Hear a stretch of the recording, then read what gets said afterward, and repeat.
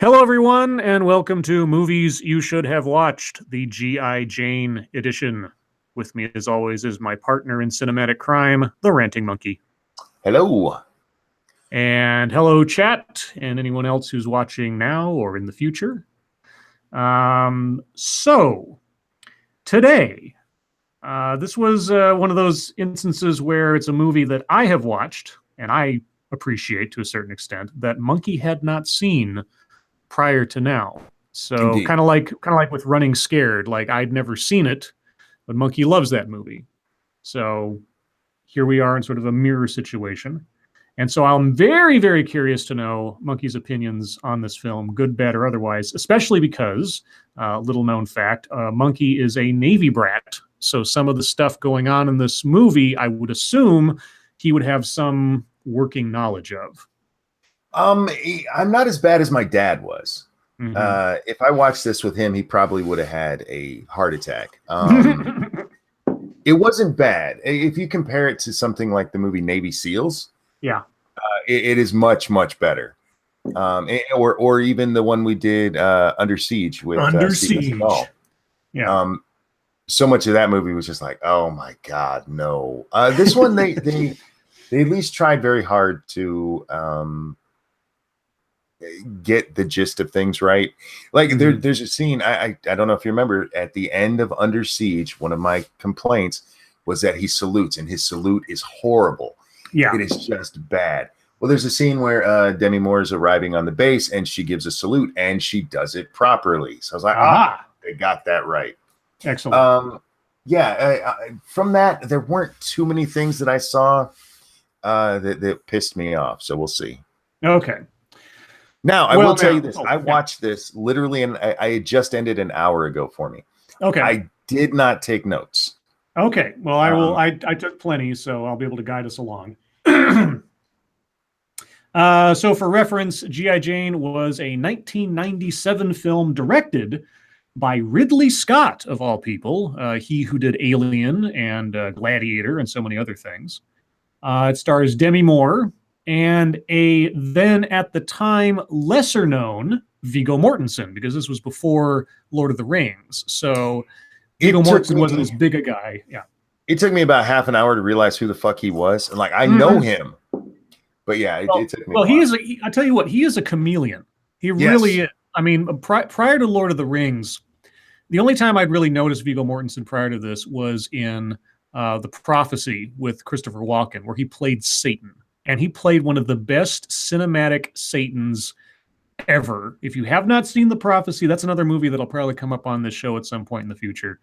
Viggo Mortensen's very brief appearance in that film was so good. He's practically the second star of the film next to Christopher Walken, in my opinion. But yeah, that was the first time that I ever really saw Viggo Mortensen. So when he showed up in this movie, I was like, oh my God, Satan versus Demi Moore. It was great. But no, he is my favorite part of this movie, probably, but we'll get into that as we go on. So yeah, this movie had a lot of press at the time for several things. First and foremost, the very notion of women in combat and that kind of thing was kind of a topic at the time after the Gulf War and things like that. And also, probably most notably, she shaves her head live in the film, which was a big deal at that time, because Demi Moore in '97 was a much bigger star then than she is now, and that was a big deal. That sort of change to her look. So the movie starts off with a congressional hearing. There's a guy who is about to become Secretary of the Navy. And a real life incident is remarked here. And this is my biggest problem with this movie. Okay. Is the way they handle this. Back in 1994, a female F-14 pilot killed herself accidentally, and her reel with her when she didn't land her plane properly. Mm-hmm. And this is referenced in the movie. They make reference to the report on what happened there. And the truth of what happened there is that she was rushed through the system. The F-14 was a notoriously hard plane to fly. And they were so much like in this movie, so concentrated on getting a woman F-14 pilot that they probably pushed her through and got her killed. Yeah. But the way it's played up in the movie, that's not what happened. It was that she was fine. They were just sexist. They were just sexist, and that was nonsense. But other than that, I enjoyed the movie. So yeah, the opening of this movie, honestly, this movie is more like, it's not so much a movie in places as much as it's a series of montages. Because in the first like 5 minutes, we get a lot of information thrown at us in very rapid succession through a series of very quick scenes. Like Monkey said, we open up on this congressional hearing where the guy who's trying to become the Secretary of the Navy, Hayes, I think his name is, they're discussing base closures. And there's a lot of subplots here that are not very well expressed, but on repeated viewing, it makes a bit more sense. They're talking about, tried to do too much. Yes, they try to pack too much into this. It's true. Because they're having this hearing about it's whether or not he's going to become Secretary of the Navy, this first one. And she drops this bombshell on him that she has this internal Navy report about the pilot who died. Right. And it kind of kicks it off to, well, we need to get women into the military. And for some reason, they focus on the SEALs. Well, see, and just for reference, there's three major plot points you have to understand about this movie going in. A, the guy that they're talking to wants to become Secretary of the Navy. B, there are bases being closed, some of which are in the state that our Maine Senator Ann Bancroft represents in Texas. And C, sexism in the military. These are the three main things that are driving this story. And so the hearing is about base closures. The senator brings up this internal memo she got a hold of where the guy who wants to become Secretary of the Navy is being sexist, apparently. So she leverages the whole discussion about base closures aside to make it a point about sexism in the military, and then starts to put immediate public pressure on him to do something about this. Yes. Also, I got to note that that congressional hearing is the worst lit thing I have ever seen. It's so dark. It's like they would never have it so dim on a congressional hearing. Ridley Scott really likes his like smoky back room sort of looks for things. And anyway, it just really stood out to me. So we find out about the Secretary of the Navy, and he wants to become Secretary of the Navy. The senator is putting pressure on him about sexism in the military at all, but she's using the Navy as her guinea pig or whatever. And then she uses this pressure that she conjured into existence in that hearing to then leverage the Navy into immediately starting a program to enter women into the military training, and specifically the SEALs. Like Monkey said, like, why suddenly the SEALs? I guess because women have never been there before, so they need something dramatic, I suppose. I do want to point out, because I looked this up, the first woman to enter the SEAL program entered in July of 2017. Aha! The first woman to fail the SEAL training was that same woman in August of 2017. Yeah. I just want to throw that out there. I know. Well, now, I will say one of the reasons I like this movie, besides Viggo Mortensen, and especially these days, and we'll get into that as things go on, is not so much how technically realistic it would be, all things considered, but the message that it's putting across, or attempting to, or the lesson, I suppose, it's trying to put across. But we'll get there. You and I are going to disagree on that. Probably.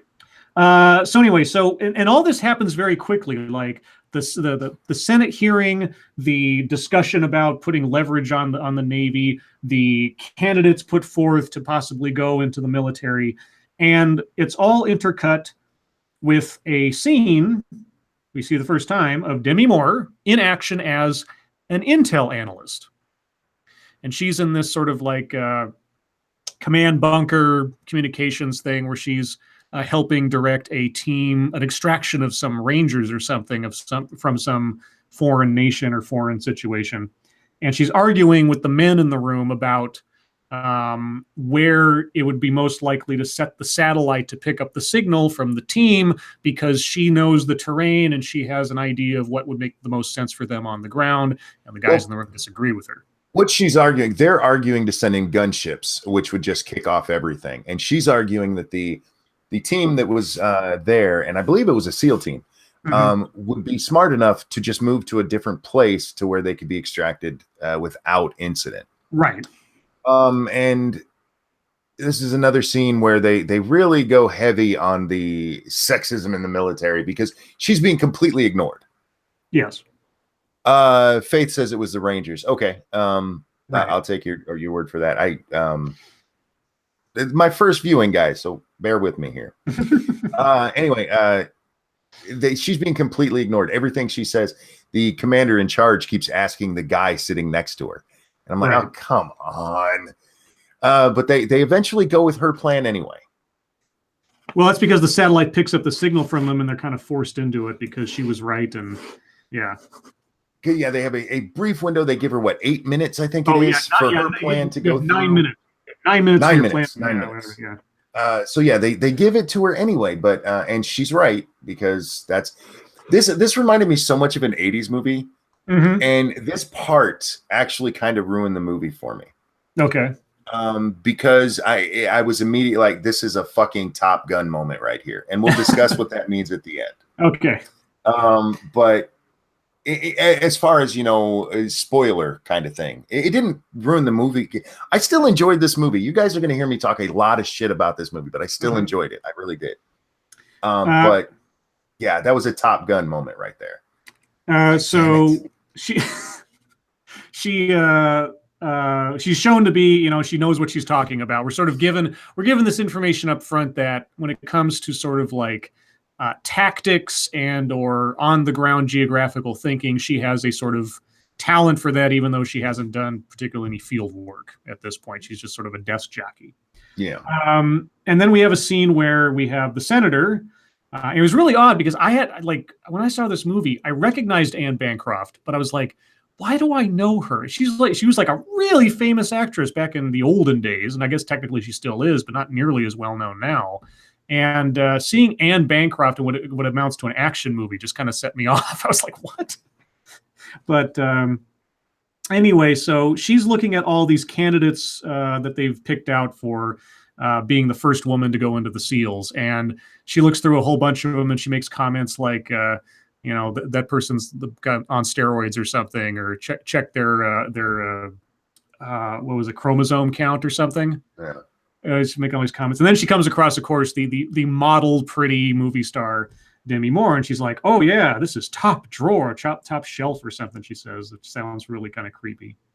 And then we immediately have Demi Moore. By the way, her character in this movie is named Jordan O'Neill, or just basically O'Neill for most of the rest of the movie.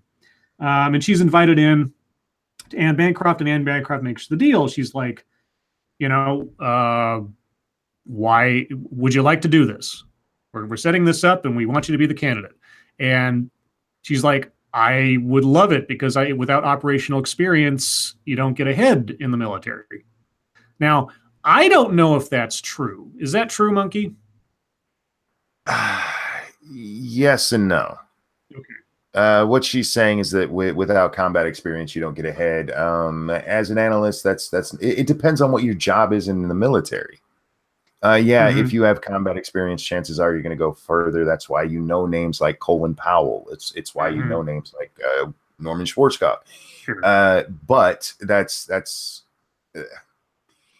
no, she's not correct in that. Okay.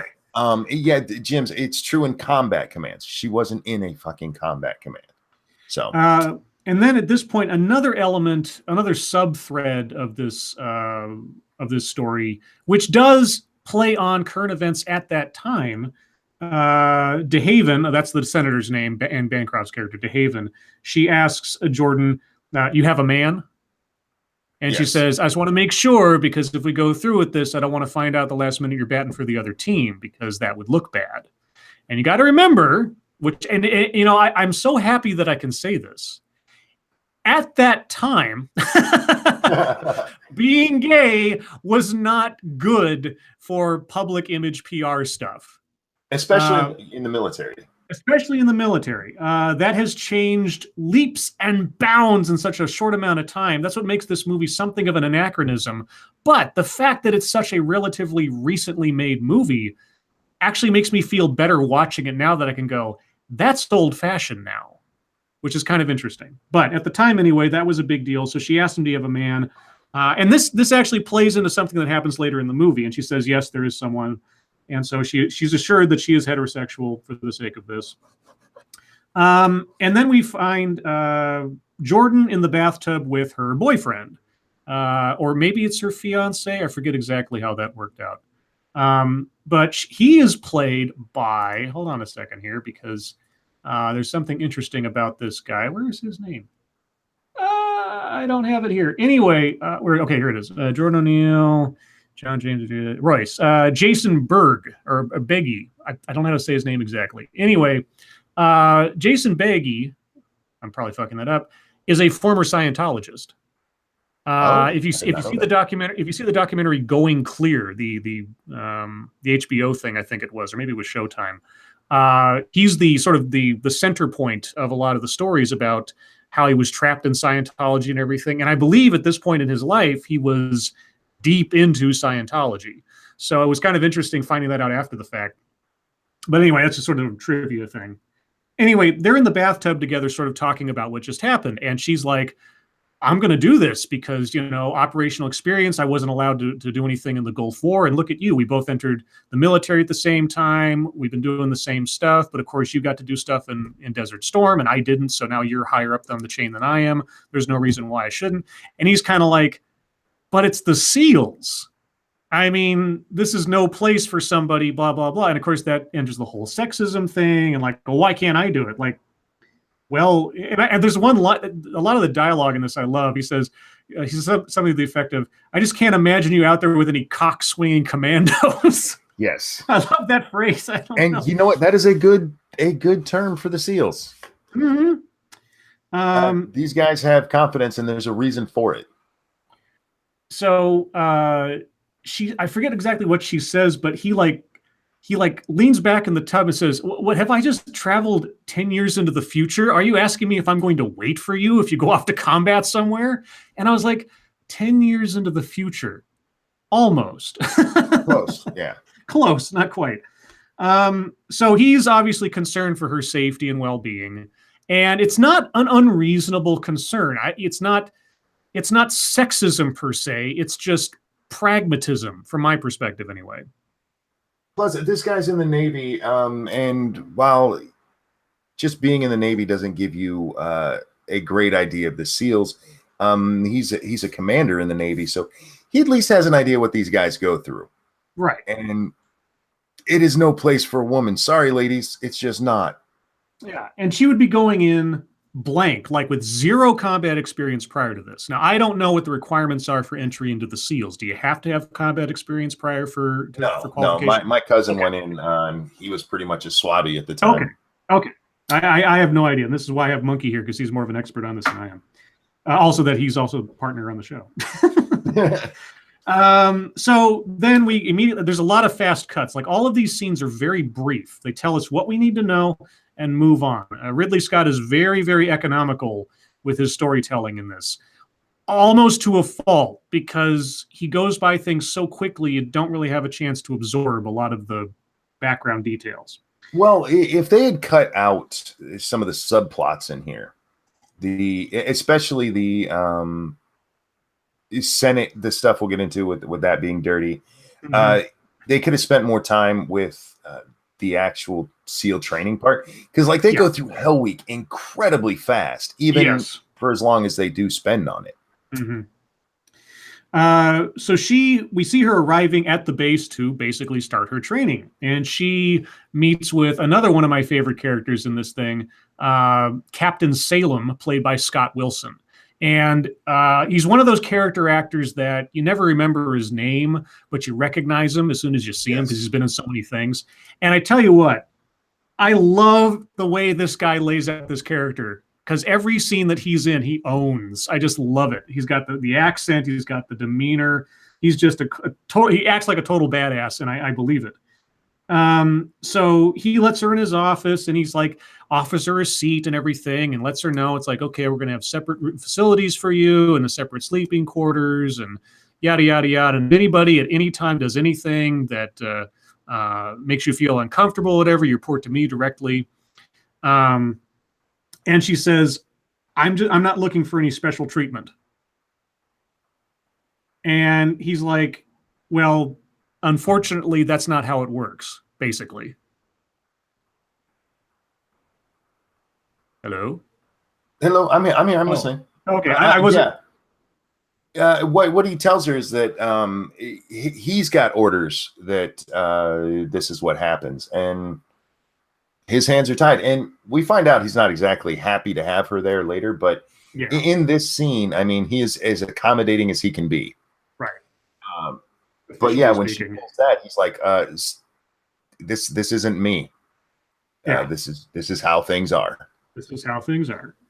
And then we, again, quick cut. We immediately cut to her arriving at her bunk, putting on her, I guess her, whatever they call them in the Navy, the casuals or whatever kind of clothes they call them, with her name on it and everything. And she walks into chow time. And there's a whole bunch.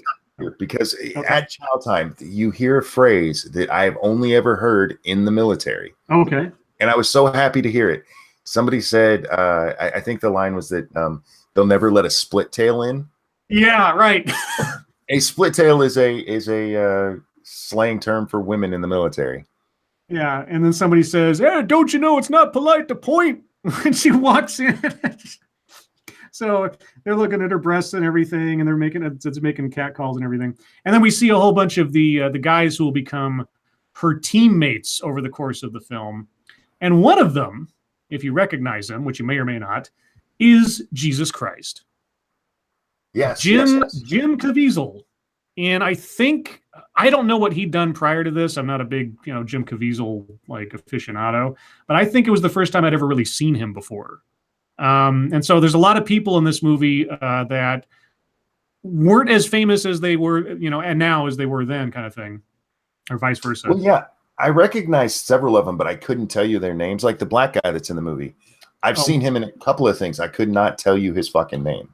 Yeah, Morris Chestnut. He's been in, let's see, The Best Man, The Brothers, Half Past Dead. What's the other one? Anacondas, The Hunt for Blood Orchid. Let's see. He was in Kick-Ass 2. God, what else? He was in a whole, The Cave, Ladder 49. Yeah, he's been in a lot of stuff. There's several of those kind of actors in here whose names I couldn't tell you. Yeah. Oh, he was in Boys in the Hood. Oh, yeah, he was. He's the one that gets shot. Yeah, Ricky Baker. Anyway, so after this sort of very brief chow time thing, with basically the only purpose of the scene is to sort of introduce us sort of briefly to the other guys in the crew, and also show the attitude towards her as she enters in. How sexist they are. How sexist they are, and how they're not going to, be easy on her, and not going to accept her. Then we get the basically the introduction speech. Our Captain Salem, our cigar chomping captain, everybody's standing in formation. And he gives them the speech about the SEAL team, and I love that speech. It's very brief. I can't recreate it to save my life, but just the way that he enunciates his words, and then just how like clipped and sharp he does this presentation about what the SEALs are, and like you will experience an operational tempo unlike anything in any other branch of the military, something like that. It's just great. I love it. And then he says, "Now I'd like to introduce you to our Master Sergeant, John James O'Gale." And then time slows down as Viggo Mortensen walks out, looking like a goddamn chiseled brick. Yeah. And he comes out, and he's got the mirror shades on. He's got this totally stone face. And the first thing he says when he walks out, he recites poetry. Yes. It's a poem from oh God, what was it? It was D.H. Lawrence, and it's called Self-Pity. And I'll try to do it from memory, because I've seen this so many times. I never saw a wild thing sorry for itself. A bird can fall frozen dead from a bough, never having felt sorry for itself. Yep. And it's this weird moment, because it's just like well, the first time I saw this movie, I didn't have any context. I was like, what is he saying? But again, on repeat watchings, it just becomes that much more poignant. And he says this, he says one of the last part of the line, I think, specifically to or in front of O'Neill. And then another guy starts laughing down the thing like he's trying to intimidate her.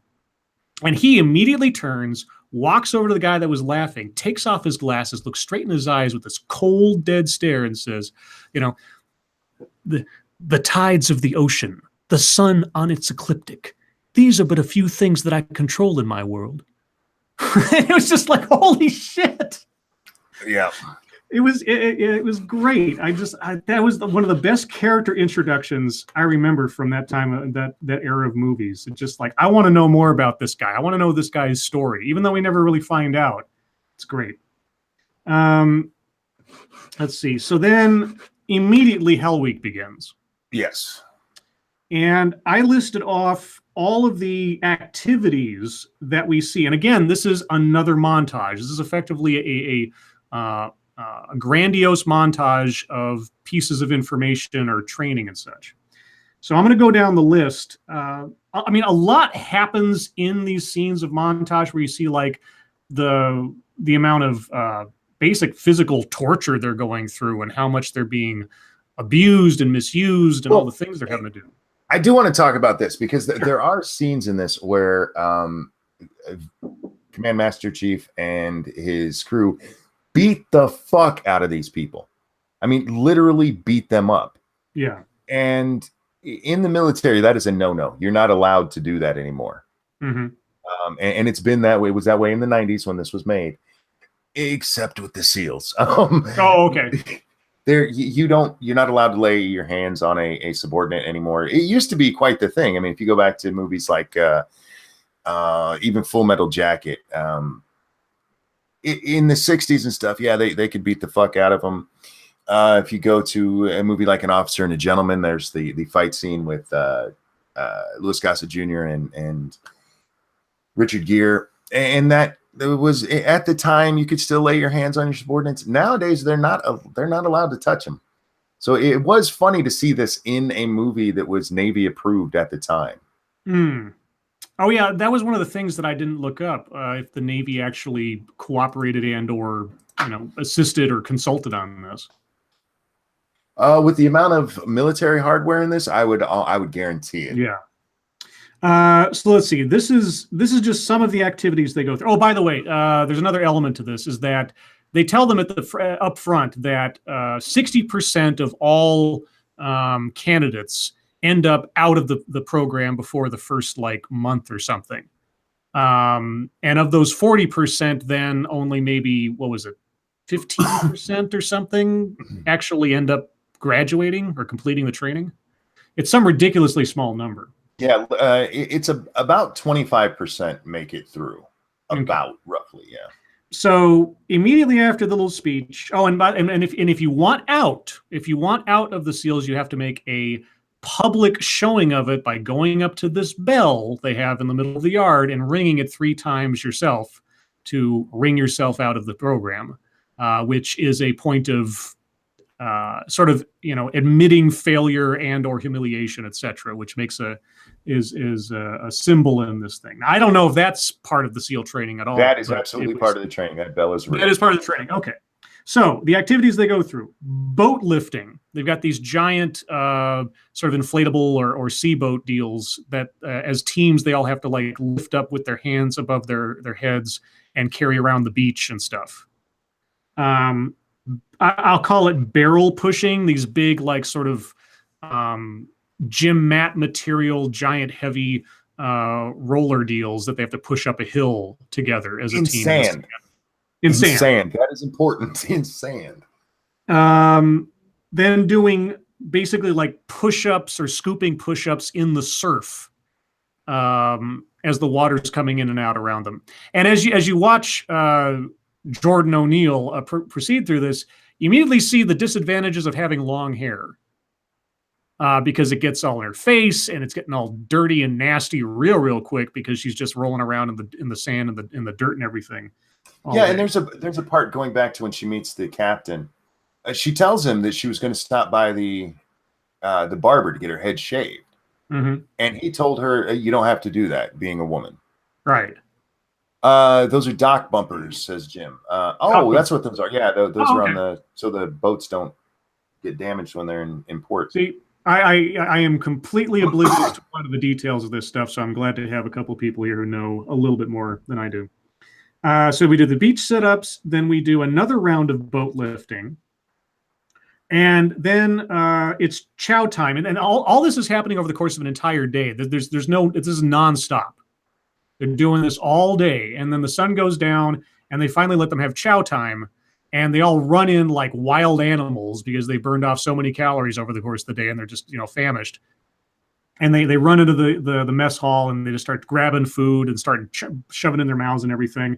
They're given like maybe 10, 15 minutes or something to eat, and then they're ordered to dump all their food in trash cans to get back out onto the beach. And this is important in a moment. Then they do barrels again, the bumpers, the dock bumpers. And then what I have here, night. Yeah, Jim. They have 3 minutes to eat.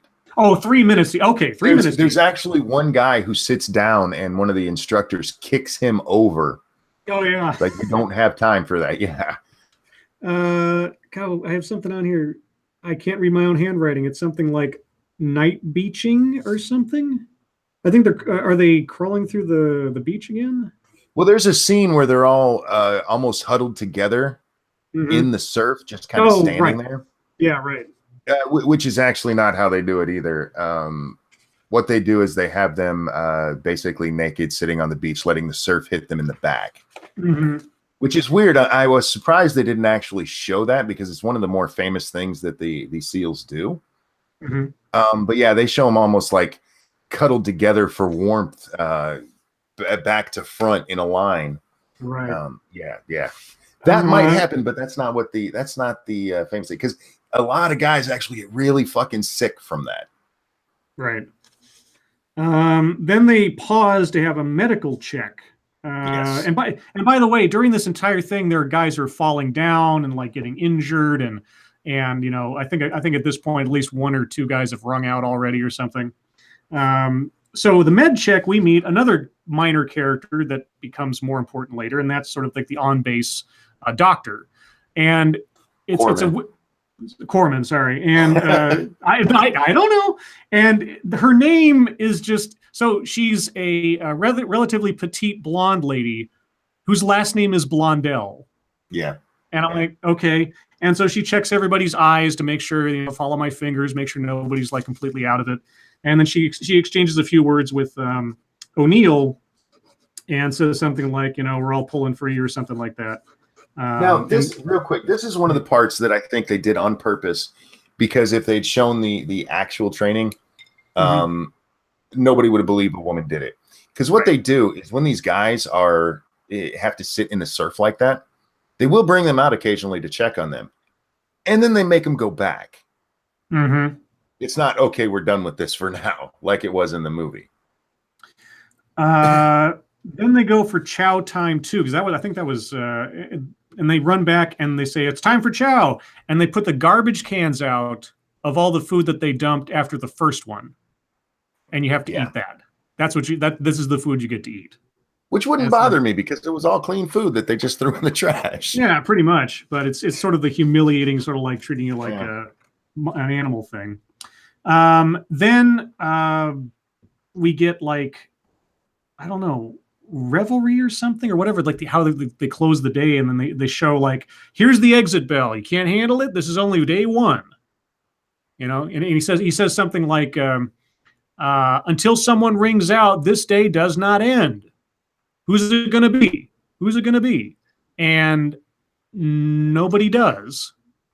And so he says, all right, welcome to a brand new day. And so then they walk off, and there's this moment where like Demi Moore is walking towards the bell. Like, is she going to ring out? But she walks right by it. Oh, big excitement. Yeah. Then I guess we jump to later on in that same day or the next day. It's hard to tell. They're all sitting in a darkened classroom. And on the blackboard, it says, "Why I love the U.S. Navy, the United States Navy." Mm-hmm. And he says, so you're going to write this essay, at least 500 words or something like that. And I'll be coming back in here. I'll be counting open eyes or closed eyelids or something. And then he turns on this classical music. It's all dim in there. They're all exhausted from the opera. It's an opera. Yeah, it's opera music. It's dark. Everybody's just like nodding off. Like, and he turns the heat way up. Yeah, he makes it all hot, and then oh god, he makes it so bad. And so guys just start completely snoring.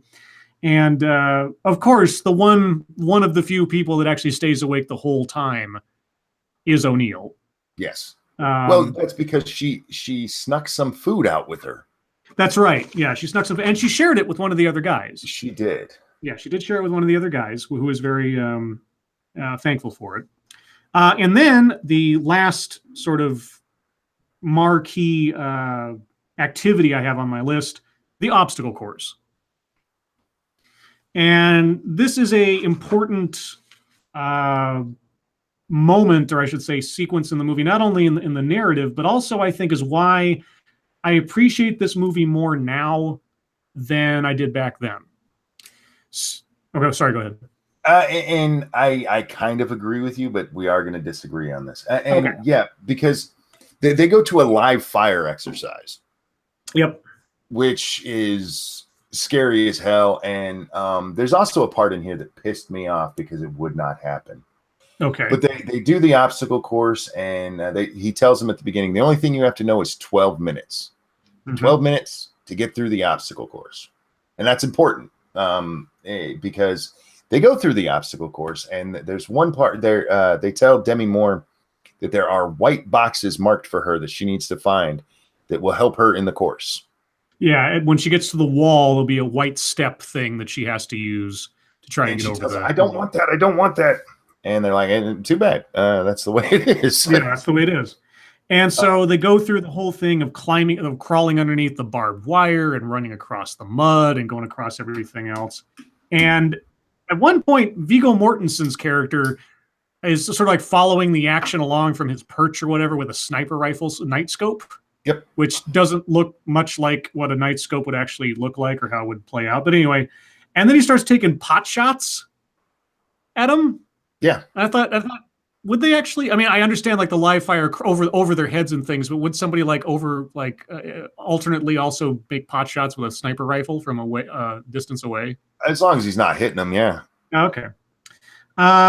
So anyway, this is all in the dark and the rain and the mud and everything. You have to remember one thing about this. This is the SEALs, not your regular military. Sure. They get away with a little bit more because you are training the elite of the elite. Sure. I'm a weak civilian. I don't know these things. Because honestly, it was difficult then and now. It's difficult for me to say where does poetic license begin and end when you have an action movie that's dealing with the Navy SEALs. I mean, I remember Navy SEALs, with Charlie Sheen and Michael Biehn and all those guys, yeah. And just how over the top and crazy that was. So I don't have any sort of gauge as to what's real versus this is Hollywood. Here's the thing. Navy SEALs, if you meet SEALs, they can be just as crazy as the guys in the movie Navy SEALs. Mm-hmm. It's the operational stuff in that movie that's just junk. Okay. Navy SEALs are crazy. They are. And they have to be because of what they go through and what they do. All right. So the big turning point in the movie and sort of in the scene and everything is when they get to the wall. And that's where the step is waiting for her. And she goes up to the step, shoves it aside, and instead makes herself a step for the other teammates to use her as a push-up. So they can climb, they step on her back and push themselves up to climb over the wall. And like 2 or 3 guys do this. And the last guy to do it is Cortez.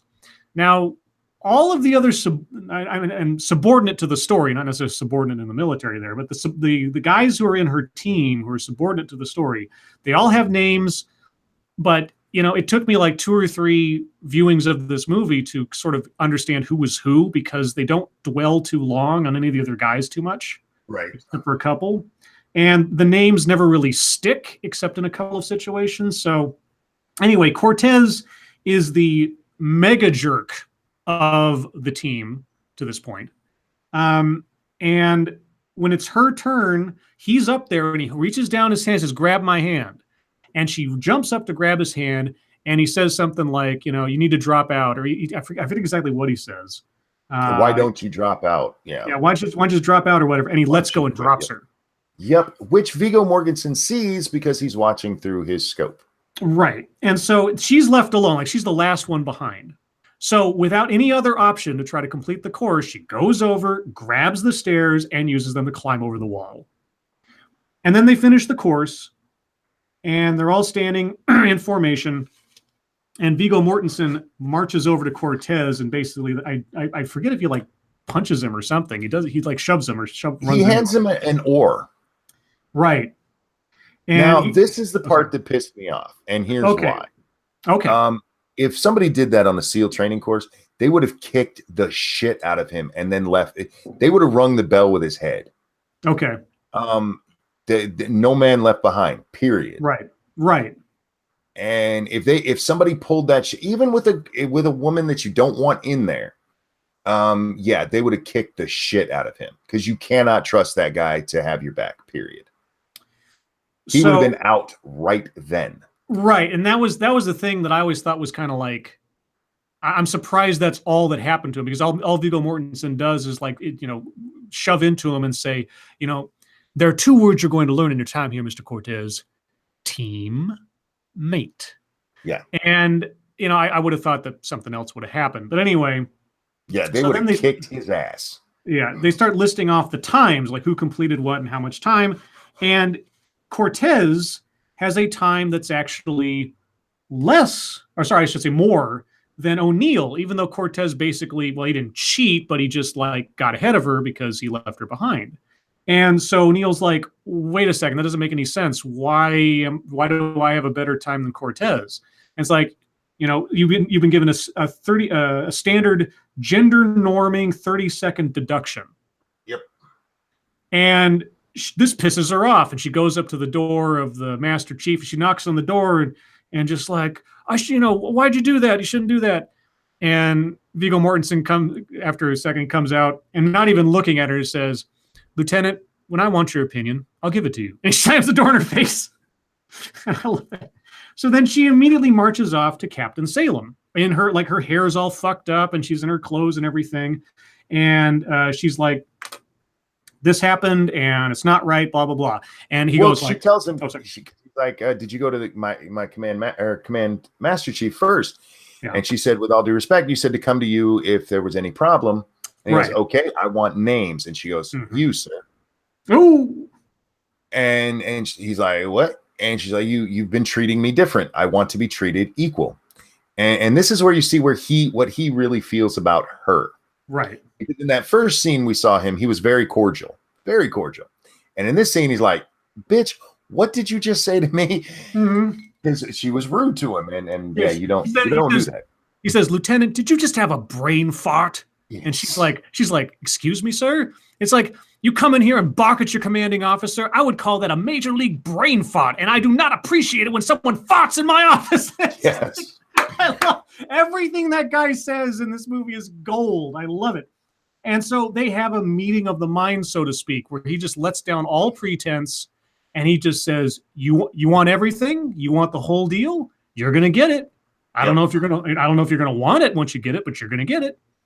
So real quick, Jim in chat says, the CMC, that's the Command Master Chief, struck me as someone who's just following orders and doesn't really enjoy it. Well, we'll get to that because I think you're right, but I also think you're wrong. So she and the line that she says, and I believe this was in the trailer because it seemed like one of those trailer things. She just like, she says, I just want to be treated the same, no better, no worse. Yep. And he's like, okay, you're going to get it. Now, backing up for a minute, that whole portion of the movie, the obstacle course up through her argument with the captain, that notion and that sentiment is why I like this movie more now than I did back then, because we are having so many incidents of situations that are counter to the notion of treating people equally and not treating their outcomes equally. And the first thing that I thought of, and they bring this up several times in the movie, about whether or not O'Neill could carry a man out of danger, kind of thing. And the first notion that comes to my mind when I heard that again, I thought about that lady in New York, the fire department, who had all the standards lowered because she complained about not being treated, fairly, quote unquote, except that she was given the same standards as everybody else had to do, except she didn't make it. And so that meant that people are being sexist against her, which runs counter to the message in this movie, which is, I don't want special treatment. I want to earn it just like anyone else would have to. And I appreciate that more now. I appreciate the sentiment with that. Yes. But there's no way a woman could do this with the same standards as a man. There's a reason the standards in the military have been lowered for women. It's because they cannot keep up physically. I saw a documentary once where they were talking about women in the Army and how great it was that they worked together, where a man would just pick up, and this was the literal example they gave. A man would just pick up a box of ammunition and carry it himself, where the women who couldn't do it would work together. And they're like, that's a great thing. Like, yeah, except for if one of them gets shot, then the other one can't get the bullets where they need to go. Right. I appreciate what they said in the movie, but one, it doesn't turn out that way. And we see that. Yes. And two, it just gives a completely false narrative of what could happen. I get it. Yes. By all means, say, you know what? Hold me to the same account, but then show her fail, because that's what would have happened. Yeah. Well, like I said, I'm not promoting this movie as a example of documentary realism at all. Like I said, it's more the message and the forcefulness with which it's put out there and made the centerpiece of the movie. It's like, treat me equal. I'll either rise or fall on my own merits. Now, it's not necessarily realistic, but this is Hollywood. So that's the amount that I give into this. It's like, I forget who said it, but there was someone who said, in any great work of fiction, you're allowed one fantastic element and anything that reasonably follows from that in order to maintain a suspension of disbelief. If you have too many things, then you start, overblowing it. And the one fantastical element is a woman could compete in the Navy SEALs. And even if that were true, one, it wouldn't be a woman who looks like Demi Moore. It would be more like the one that she turned down because they look too mannish. Although Demi Moore gets into some fucking ridiculous shape for this movie. Yeah, she's in great shape, and she would have still failed. Yeah. And that's nothing against women. Women, the stuff they put you through in the SEALs, like I said, in July of 2017, a woman went into the SEALs, and in August she left. She rang the bell. Okay, well, back to the movie. After that little speech with the captain, we get the famous haircut scene, which was a big deal back when this movie came out because it was a relatively dramatic change for Demi Moore, who's always been known for, her looks and her hair and everything else, and how streamlined she was and how, fashionable.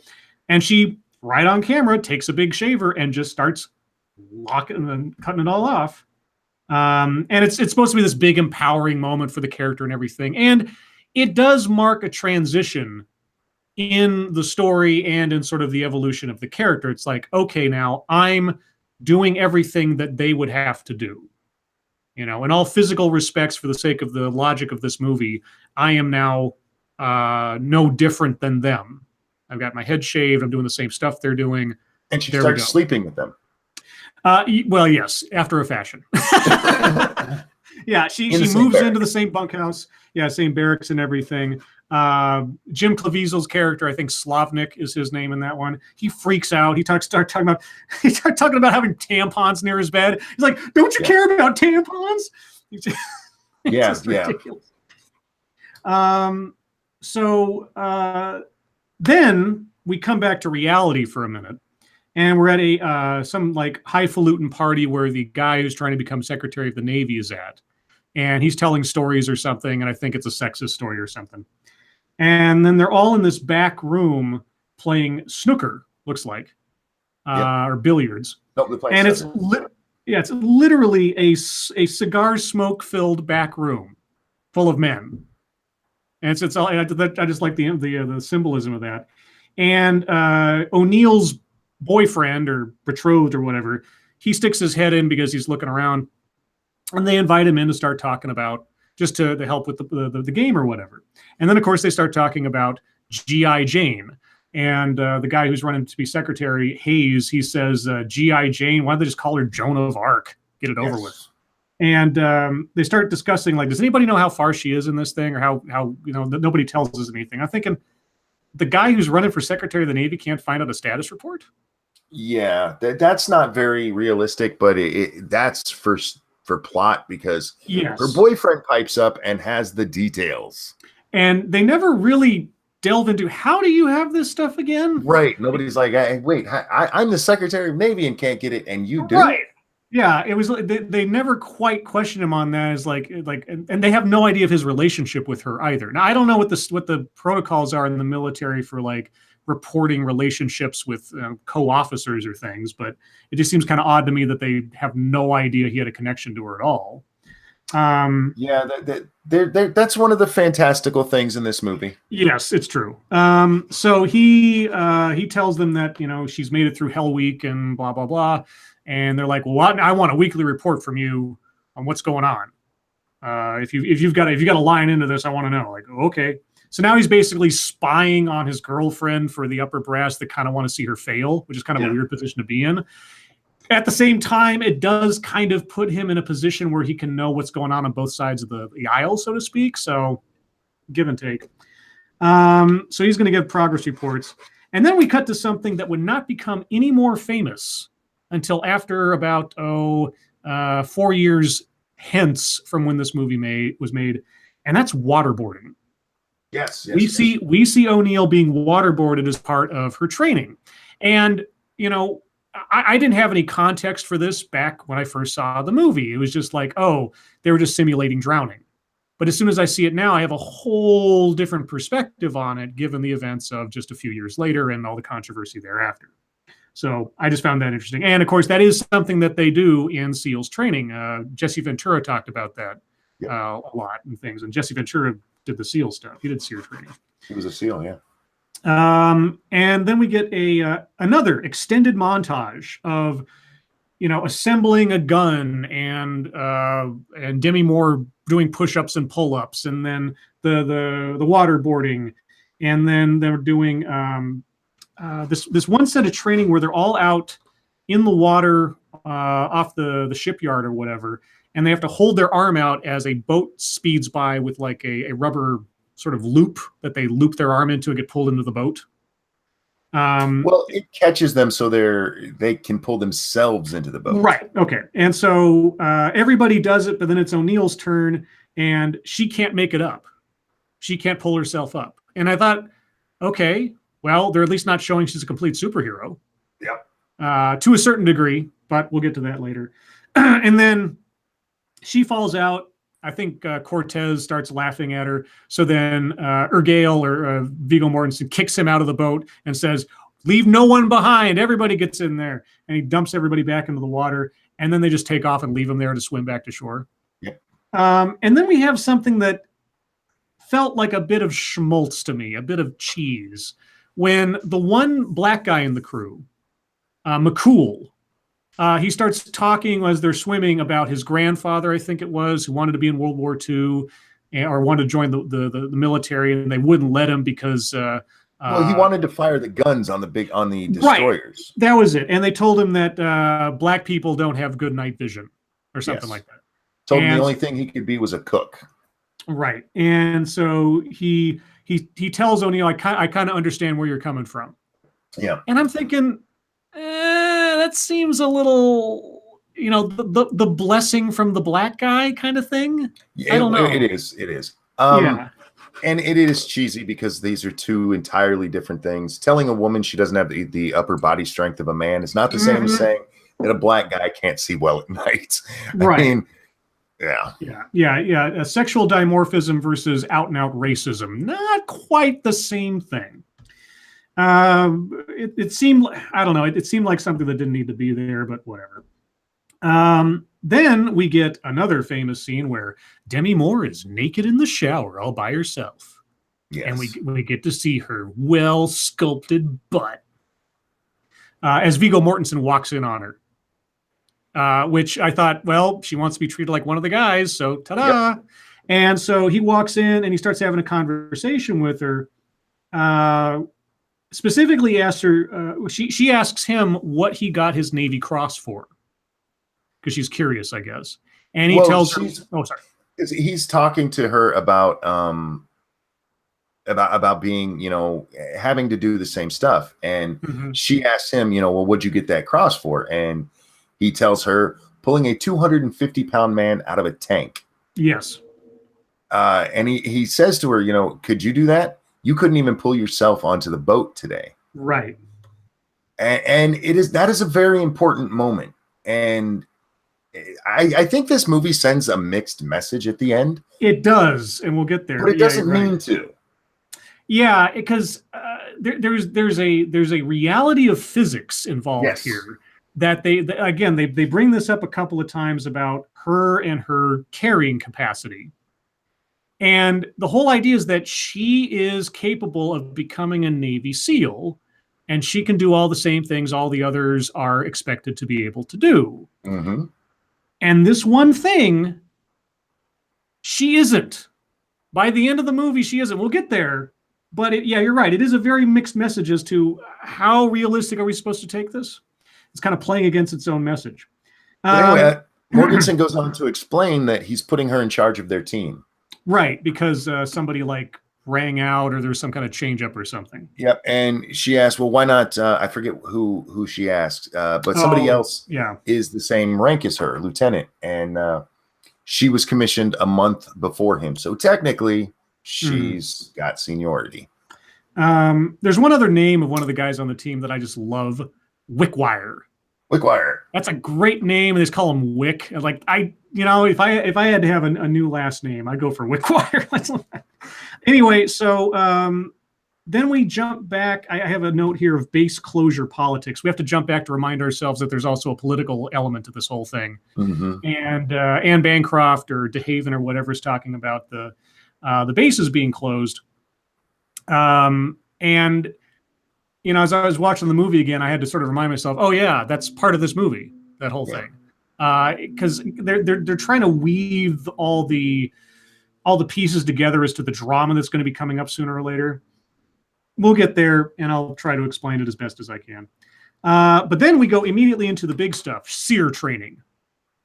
This is like the super duper stuff. Now, again, I have no idea how accurate their portrayal of this SERE training or operation sort of war game thing is compared to reality. But what they do basically is they essentially set up an actual mission for them where they have fire teams and they have an objective they have to get to, and they have to make it. Before we get to that, we got to go back just a minute. Okay. In the shower scene when he comes in, he explains. He starts off by explaining that other countries have tried to put women in combat. Oh, like Israel, that's right. Yeah. Every time they do, it causes a problem because the men will spend too much time trying to save somebody who's gone when it's a woman. And that's why she asks, that's where the Navy Cross thing came up. She asked, well, where'd you get your Navy Cross? And he's like, I saved a man. And that is important because it comes up in this scene, and it's another part where there seems to be a mixed message. Yes, because in the scene with Morgenstern and Demi Moore in the shower, it almost comes across like, you have to treat men and women equally, because that's how you're supposed to do it. And then they get to this scene here with the SERE training, and to be honest, I don't know anything about it. This is where the SEALs actually get a bit more tight-lipped because this is their fucking real training. This isn't just your basic that you go through the ass whipping to get to the real training. So how realistic it is, I don't know. Other than Demi Moore, it takes her team right to where they're supposed to be. And then it's Cortez and Jesus. Slavnik. And Jesus. Yeah, Jesus and Cortez. They go off script and start wandering off. Yeah, which again, they would have got the shit kicked out of them for. And they wouldn't do it either, because if they don't want to risk their entire potential career here, they would stick to the plan. But they are so sexist that they will throw their entire career in the toilet just to defy the girl who's trying to lead them. Yeah, and again, even if they had been, if Viggo Mortensen had been ordered to do this, to treat her normal, even though he hated her, this is a team aspect. And when it comes to the military, you have to be able to count on the guy next to you, period. Right. Yeah, so they're all in their fucking camo. Drummed his ass right out for that. Yeah, they're on their camo paint and their combat gear and everything, and they're really sneaking through the jungle. And basically, it's kind of a capture the flag kind of thing, where the other team is the trainers, the officers and everything that train these guys. And they've got a map. They got to find the location. There's two different teams out there. O'Neill's leading one, and the other one's off somewhere else. And so Slavnik and Cortez set off basically a trap, and they all get captured. And they get captured violently. They have like plastic bags shoved over their heads, and they're thrown into cages and stuff, and like got the shit kicked out of them. And then they're taken one by one into a shack somewhere to basically be tortured for intel. And in the course of the attempt to escape being captured, one of the guys, I forget which one was, he like basically broke his knee or something, like he dislocated his knee or something. And so he's all injured. And so they're like torturing him, or like squeezing his knee and trying to get like, where's the fire team, or who's in charge of your team? Who is it? Well, actually with them, they weren't even doing that. They were trying to break him. Yeah. Are you hurt or are you injured? If you're injured, we're done. Yeah. Right. If you're hurt, well, this keeps going on. And they break him. They do. He's like, I'm injured, and he quits. Yeah. Which seem, if you're watching this and if you don't understand what these guys do, that might seem very cruel. This is reality. Yeah. If he were captured in real life, it's exactly what you're talking about. If they were asking for information, what's it going to take for you to give it? Exactly.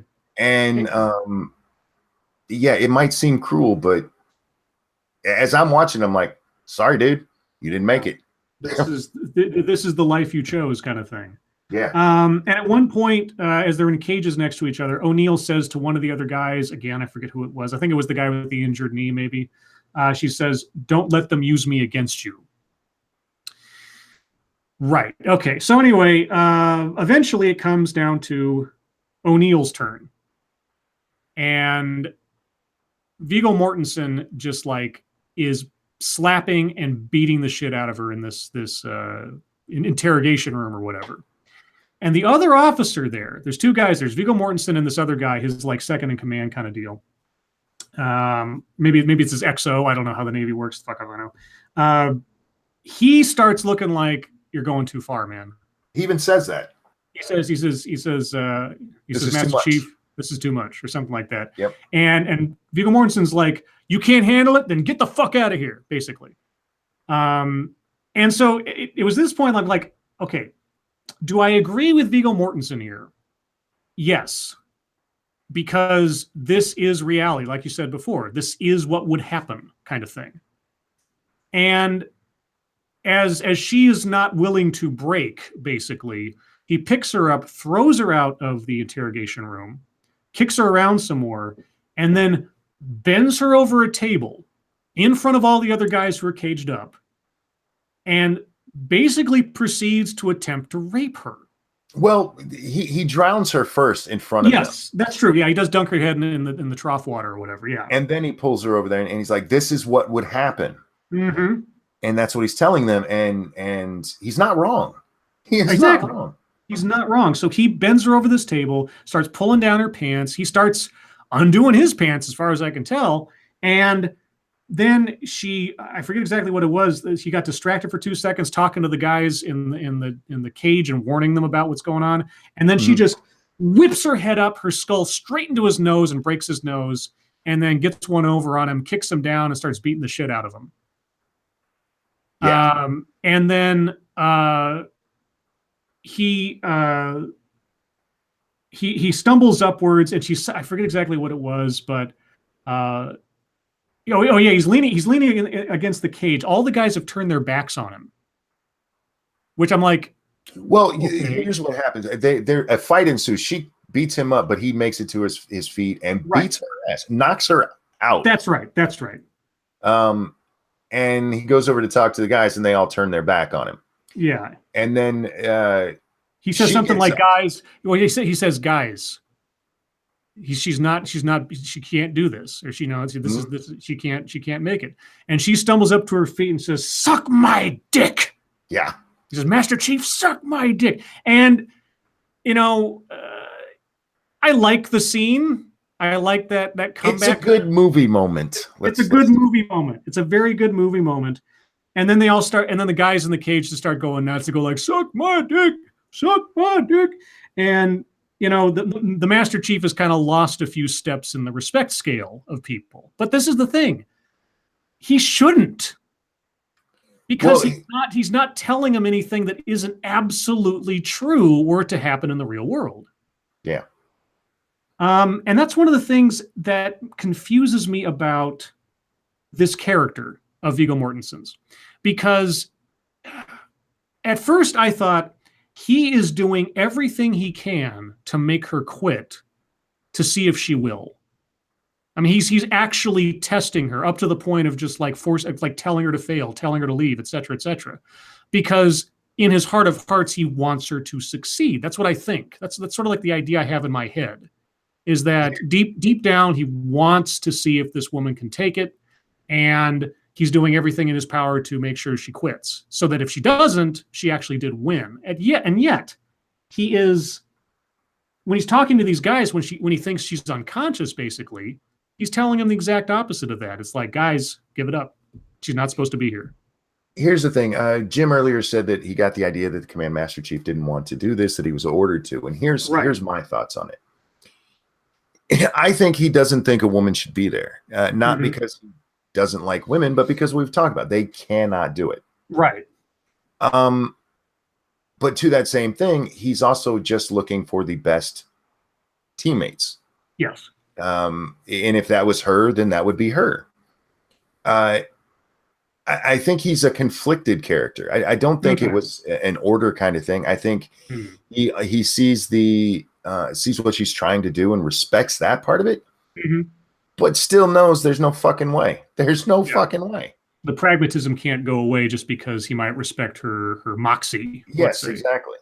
Okay. And this scene was him trying to break her. Right. And not just her, but the guys as well, because most of them have switched over to her side, and they're all buddy now. Right. And he's like, he was making the exact point that he'd made to her in the shower. And when he's doing this, the guys are all like, no. And it's a completely different reaction than they had to when they saw any of the guys getting the shit kicked out of them. Right. They were all like, this is what we do. And this is when I turn now we turn our backs on you because you're doing something violent to her. It's like, and like you said, the Israelis tried this and they couldn't do it because guys couldn't handle seeing women blown up on the battlefield. Yep. And yet that is, to a lesser extent, obviously, because she wasn't blown up. But either way, they had a far more sentimental reaction towards her torture versus anyone else's, which goes against the whole idea that women should be in the military because it doesn't affect cohesion, except that it does. But anyway, but then we get this really bad line. I hate this line. So it's after the whole suck my dick thing. Viggo Mortensen's there with his XO or whatever, and he physically fixes his nose and puts it back into place, which is one of the most painful things to watch. Yeah. And then he looks up at the other guy, the XO, and he says, "She's not the problem. We are." And I'm like, oh, fuck me. Well, no, he's right in what he says there. Okay, tell me. Okay, because what he's expressing exactly what the issue was with like the Israelis. Okay. It's men cannot watch that happen to women, and it's not a bad thing for men. It's how we're built, and we don't want to see that. He wasn't saying that we're a problem because we won't accept her. He's saying we're the problem because we cannot watch that happen to her. See, I heard it as an admission of misogyny. That's always how I've taken it. It's just like after all that, she wasn't broken and everything else, and it's like, we should believe in women more. That's how I took that. Now you took it the complete opposite way. That's not how I did, and that's why I don't like the line. I took it that way because his second in command, I forget the guy's name. Yeah. He told him that will never happen again. Mm-hmm. And what he meant there is he will never question his order again. He will never. He will just, if it's man, woman, whatever, he will do his job. Right, exactly. And that's why he says, we're the problem. It's not you, it's men. We can't watch that. I understand where you're coming from. I do, but I don't think that's what was meant there. Okay. It's meant, at least in my mind, that we as men aren't capable of watching a woman be tortured. Mm-hmm. Which completely flies in the face of where this movie ends in after a fashion. Yeah. So if I take your interpretation, that even makes it more nonsensical where this goes. Yep. Okay. All right. Well, okay. I'll accept that. So let's see. Real quick, we have people in the chat who've seen this. What do you guys? Which one of us do you? How did you take it? Like Scribe did or me? One for Scribe, two for me. I'm interested how other people took that. Yeah, I always took it to mean some sort of like in movie confession of men's inherent doubts and sexism towards women, whereas Monkey's saying it's a recitation of the problem male soldiers have when dealing with women in combat. Yeah. So yeah, what do you guys think? What was it? What number for who? One for you, two for me.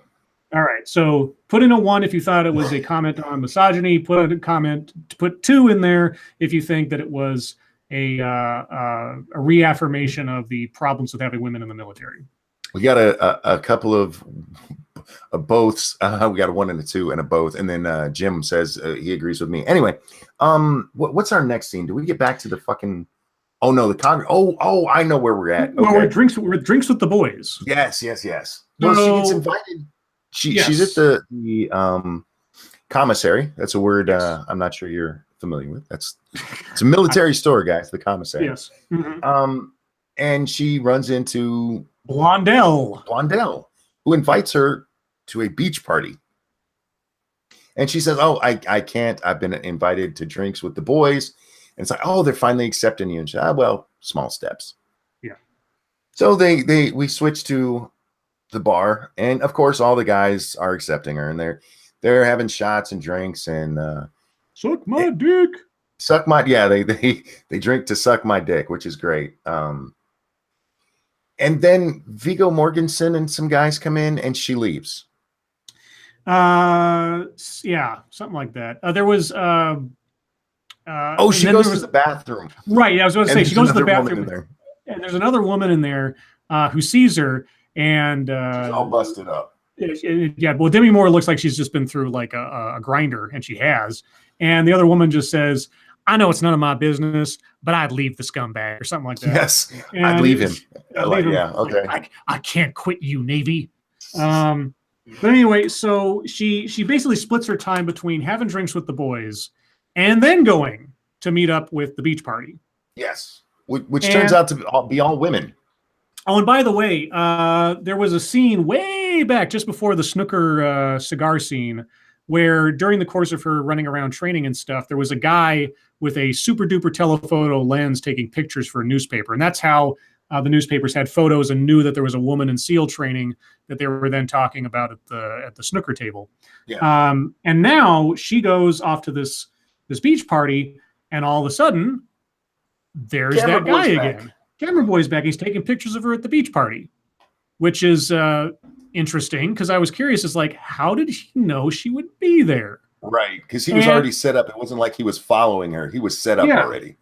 But here's the thing. I'm wondering, because when Blondell invites her to the barbecue, we do see that Viggo Mortensen is also there, and he's looking at them through the shelves. Yeah.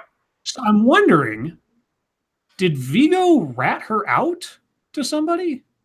Maybe that's the only thing that would make sense, because he does see her also leave the bar. Yeah, there's no other explanation. They make a point of him seeing her leave. Yes, and of her having that conversation with Blondell. So I'm thinking, and we'll get to why that is kind of a confusing thing shortly. But again, the reason the guy is there, unless he was like just stalking her, I guess. But otherwise, it doesn't make a whole lot of sense. And they nod a bit too much towards Viggo on this. Anyway, so he takes pictures of O'Neill and Blondell and these other women at the beach, and they're all like putting sun lotion on each other and just kind of laying around and just sort of like having fun.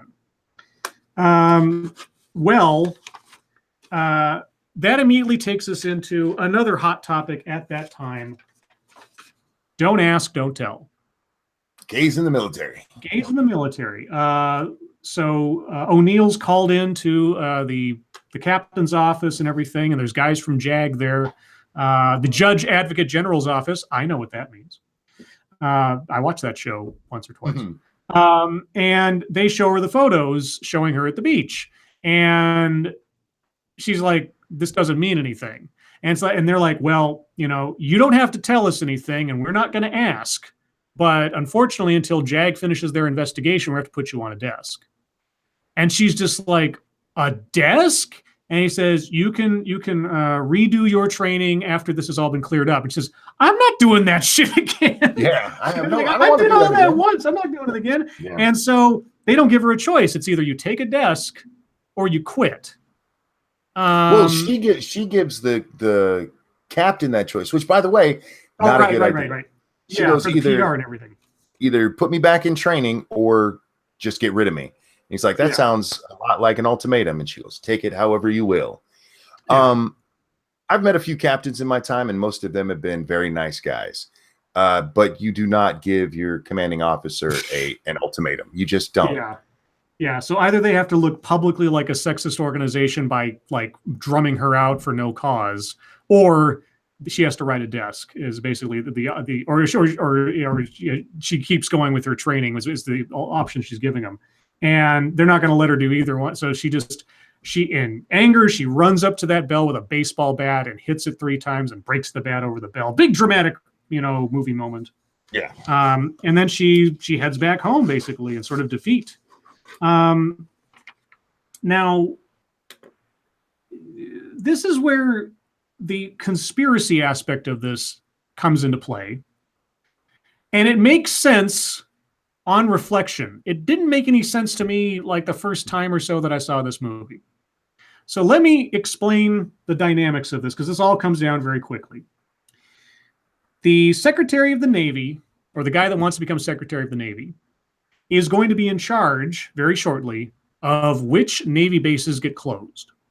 DeHaven represents Texas. She doesn't want any bases to be closed because it means jobs and income for the state and prestige and everything else. So she brings up this. And they were talking about closing 5 in Texas. Right, closing 5 bases in Texas. So in the middle of that hearing where they're discussing the closure, she brings up the sexism thing. She leverages this into a situation the Navy has to deal with. And real so quick, in chat, anytime we say something, they give us the military version of it. And it's just making me laugh because like the Secretary of Navy is SecNav. And Jenna just put that in there. I'm sorry. I'm sorry. The SecNav has been forced. He's a civilian. I'm a total civvy. I know shit about shit. So DeHaven makes G.I. Jane an issue for the Navy. But then she uses being able to save the Navy's face, essentially, by arranging to have her quit because DeHaven sent the photographer out to get incriminating photos of her to solve the Navy's problem of this bad PR thing where a woman is in the SEALs and everything. Because the Navy's so sexist that they'd rather bid to not close any bases rather than have G.I. Jane complete her training. Yes. Which is so grandiosely ridiculous, but it is a Hollywood movie. So essentially, DeHaven creates a problem for the Navy that she then solves for the Navy in exchange for them giving her what she wants in the base closures. Yes. And so O'Neill has been DeHaven's pawn, unbeknownst to O'Neill, simply for the sake of not closing bases. This is all discovered in relatively quick succession in such a way that if you're watching it for the first time, you don't know what the fuck's going on because it's happening so quick. Yeah, and it's a ridiculous conspiracy. Yeah.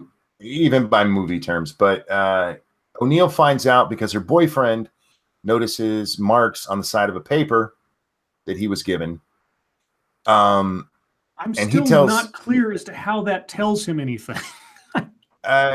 Because it was, I don't know. Yeah. Anyway, so they figure it out, and she goes to confront the Congresswoman. And we have a moment now that she confronts her, and they have this argument in a private room. Mm-hmm. And one of the things Demi Moore asks her, she goes, "Are you saying a woman's life is worth more than a man's?" And this comes up anytime we have these kind of conversations about women in the military. And guys, whether we like it or not, the answer is yes. Yep. And here's why. One guy can impregnate every woman on the planet. Literally, we have enough sperm to do it in about 4 days. Now, that doesn't mean they will necessarily get pregnant, but we have that capability. Women can have 1, maybe 2 babies at a time. So for the propagation of the species, yes, women's lives become more important because they are the ones who can breed, and it's such a low number where we are just not as important. You know what that means, though? What's that? That means the most valuable woman on the planet is Octomom. That is true. That is true. For the propagation of the species, though, that's just true. Women are more valuable than we are. That's why we protect them. It's why we protect women and children. It's because they're the future, and we are expendable because, we can. Yeah, women can make more men. Men can't make more men. Yeah, and I know that's hard to hear, and it's something in the movie they're like, well, I guess not, blah. But in reality, it's true. It just is. Yeah, so O'Neill confronts DeHaven with the knowledge that she knows that she was set up by DeHaven, which is the only reason that they're able to have this conversation. And DeHaven just basically like, look, you were never going to make it anyway. You were never supposed to win, da-da-da-da-da. And she's like, okay, well, I'll just go tell everybody out there what you did, setting me up.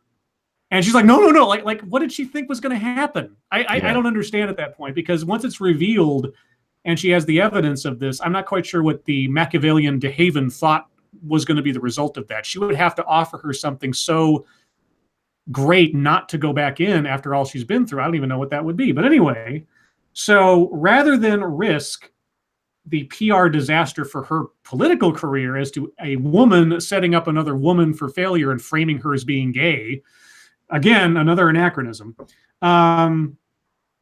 she deals with O'Neill, not to make a rhyme out of it, but gets her back into the SEALs. Gets her back. I'll have it done today. Yeah, she gets the investigation dropped and everything else. So what was essentially accomplished by this? Nothing. Yeah. That was one of the things in this movie that doesn't make any sense. It's like by the end of it, it's like, okay, well, I guess DeHaven's going to lose her bases anyway, because she didn't come through on the deal with the Navy to get rid of G.I. Jane. Well, no, by that point she's already got it because they listed the base closings. Oh, had they? Oh, that's right. Yeah. She already had what she wanted. Okay. Okay. Well, all right. So she had nothing to lose. But why did she freak out about? Well, I guess the PR. Well, this is the thing. There's so many subplots in this movie, and one of them is that the military is sexist, really sexist. Yes. In case you missed it, the military is sexist, and the military is sexist, and politicians are corrupt. Yes. There was no reason for all of the rest of that shit other than Hollywood dramatics. Yeah, they could have given much more time. Yeah, exactly. Sorry. They could have just focused on her in the SEALs, because that is literally, it's like a 10-minute intermission from the rest of the fucking movie. And Jim said getting her back into training was the most unbelievable thing for me. Me too, because suddenly, one, she's now missed 2 days, according to them, 48 hours she's been out of the training. So she's behind as it is. But they literally just drop her right back in, and everything goes on. That is not no. She would have to start over at that point. Right. I'm wondering this Congresswoman apparently has a lot of power. I'm wondering if they didn't. Yeah, I don't know how this thing was written, but I imagine that a movie where it was just her going through the training, there would be more and more scenes of just improbability for what just physics in general for her to be able to do the things that they were doing. Well, no, this movie runs 2 hours and 2 minutes, I think it is. Yeah, and at least maybe a quarter of it is politicking. Yeah, you cut all of that out and just do the movie, and you don't have to add anything to it. You really don't. So, after she's reinstated, almost immediately, they're off to do another military exercise, but this time out in the field, so to speak, on a battleship. They're going to go do some kind of like war game kind of thing again. And so it's Viggo Mortensen and O'Neill and all the guys, and they're all like on this boat. They're on a sub. Are they on a sub? Okay, they're on a sub. That's right. And they're heading off into a war game kind of thing. But all of a sudden, an alert comes over. They're in the Mediterranean Sea, by the way. It's a Mediterranean exercise. An alert comes over that, and here it is, because it's all laid out very quickly. A reconnaissance satellite, a U.S. reconnaissance satellite, has crashed on the coast of Libya. A ranger team has already been dispatched to recover the satellite, because the satellite, and apparently only O'Neill knew this when they're doing the mission briefing. The satellite runs on a plutonium slug battery. A plutonium slug battery that is weapons grade plutonium.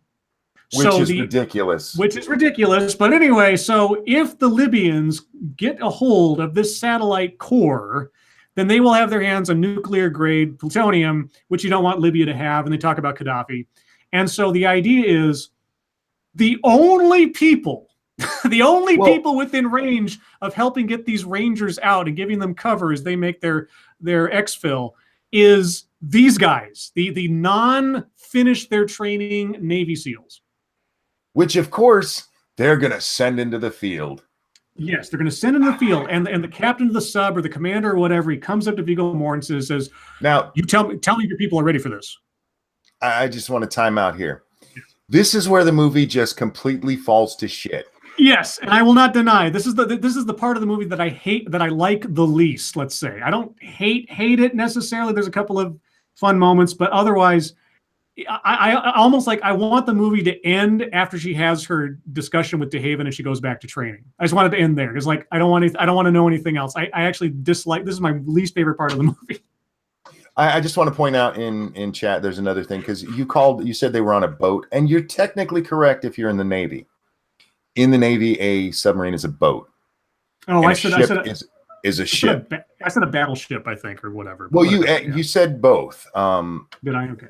But yeah, again, guys, he hasn't been around the Navy.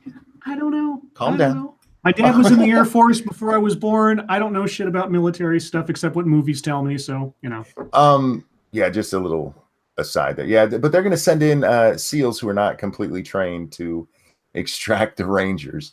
Yeah. Who at this point have more experience than them. So they land on the beach in Libya, which looks suspiciously like the coast of California for some reason. I don't know why that is. So they're trying to investigate the area. They're trying to do recon so that the Rangers will have a safe path of exit to the shore where they can be picked up. Yes. And they're supposed to do this. They're told in the briefing, they're told they're supposed to go in, clear the way for the Rangers, and get out, quote unquote, without being detected. Well, that doesn't last long. But anyway, so they're scouting out the area and they see a bunch of Bedouins off to the side, and they see some I don't know if they're supposed to be Libyan military or like some kind of like militia guys or whatever, but the place has got a lot of guys with a lot of guns wandering around. Here's a big problem with this. For some reason on this training mission, the only person they send is the command master chief. In charge, yeah. So far as like senior officer, yeah. None of his other guys are with him. Yeah, it's him and all of these newbies. Yeah. So him and G.I. Jane go off by themselves to do a little reconnaissance. Yeah, they partner up basically. And she ends up trapped, of course, because they see some camels and some people walking on the road, but then 3 trucks pull up full of Arabs. And that's not racist, guys. That's what they are. And they're like, oh shit, what do we do? But then for some reason, one of the trucks with just the driver drives up to where G.I. Jane is hiding. Yeah. She's under this tent or this little like camp thing, and she's like crouched down, and she's cornered, and Viggo Mortensen's on like a hill off in the distance with a sniper rifle, communicating with her on their little throat mics.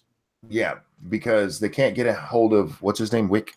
Yeah, Wickwire. For some reason, they can't get a hold of him. The mountains or something. Yeah, anyway.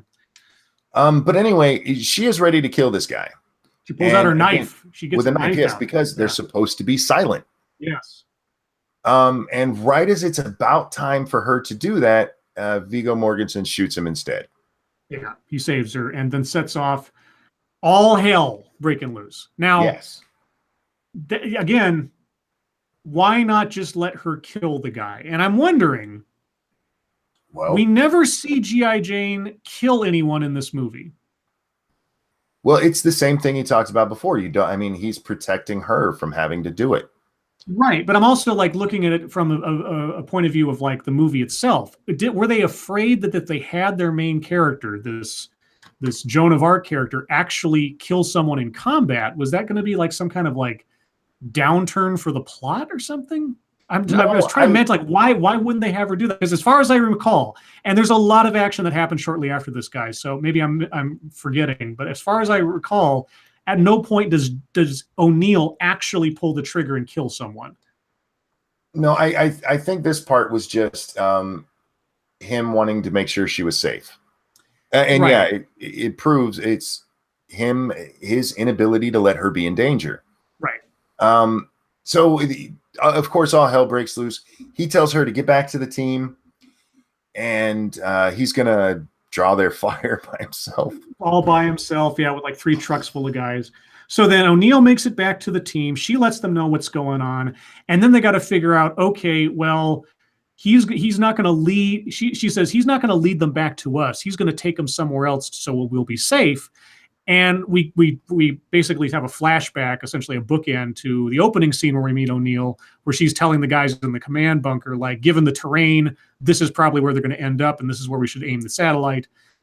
She looks at the map on the thing. He says, well, knowing Master Chief and knowing the terrain as it is, he's probably going to head down this way. So we should go to here. We should set up an ambush so that when the Chief gets there, we're able to defend him and get out. Yeah. And that part I kind of like, just on a sort of a tactical level of things. It's like, okay, I can, even if it was Demi Moore or anybody else doing that, if that was the scene, I kind of like that. I hated it because this was the Top Gun moment. It was exactly what happened at the beginning, where she told them where they would go. Yeah, maybe if your map is perfectly excellent, you can do that. And she's this tactical whiz, sure. But no, I was just like, God, no. But anyway, for Hollywood, I it's one of those things where it's kind of like, okay, it's sort of like you remember Gladiator? Yeah. Okay, so there's this one scene early on in Gladiator where we have to be told through sight and through basically exposition that Commodus is a great melee combatant, because he's training with all of the soldier guys. So you have to know ahead of time, before we get to the end scene, that he can hold his own on the battlefield, even if he's just this spoiled brat otherwise. And, in storytelling, you kind of have to do that sometimes so that it's not suddenly a surprise kind of deal. It feels ham-handed at times. It felt more ham-handed in this movie than in Gladiator, but this is how Ridley Scott works with his storytelling. This is, you see the same sort of beats in some of his storytelling, where he has to foreshadow something very blatantly in the beginning so that it has a payoff at the end. And so showing her in the command bunker is the same as showing Commodus training in the woods, kind of thing. And so, and that's fine, but like Faith just said, maps are not that detailed. The map that they had would not have the and we saw the map, so we know this. It doesn't have geographic features she's talking about. But the only thing, well, there's like a river here. He go down that way. Okay, maybe. But anyway, for the movie's sake, she's right. Yeah. Huh? Go figure. Yeah. So they set up this big ambush with these claymores and all types of stuff, and they get it all laid out so that when he comes down the hill, they're all ready to sort of take these his pursuers out. And so then Viggo Mortensen comes running down the hill, and the camera does this weird zoom in, zoom out thing as he's coming down the thing, is like in tune to the gunshots. Mm-hmm. It's really it never happens anywhere else in the movie.